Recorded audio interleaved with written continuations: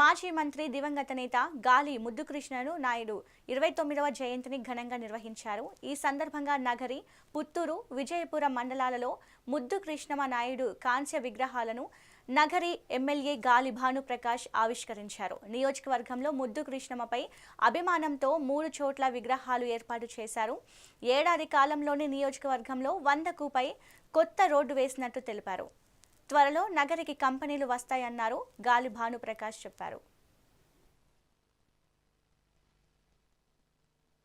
మిమ్మల్ని చూస్తుంటే మా నాయన చూసినట్టుంది మిమ్మల్ని కూడా. నేను 10 గంటలకంతా వస్తాను, ఎంతమంది వస్తాను ఎక్స్పెక్ట్ చేయాలి, టకామని వెళ్ళిపోతాను అనుకున్నా. మీ అందరూ కూడా ఇక్కడికి వచ్చిన ప్రతి ఒక్కరికి పేరు పేరు ధన్యవాదాలు చెప్తా ఉన్నా. మీరు వచ్చి మా నాయన స్మృతులు ఇక్కడ గుర్తు చేసినందుకు నిజంగా చెప్పాలంటే మీకు ఏం చేసినా కూడా తక్కువే. ఆ రోజు నాన్న చెప్పేవాడు, మనం ప్రజాసేవకు ఉన్నాం, పేదల కోసం మనం నిలబడాలా, పేదల కోసం మనం కష్టపడాలా, పేదల బతుకులు మనం బాగు చేయాలని చెప్పే మాట ఎప్పుడు నాన్న చెప్పేవాడు. ఎందుకంటే మన అవసరం అందరికన్నా ఎక్కువ వాళ్ళకు ఉంది.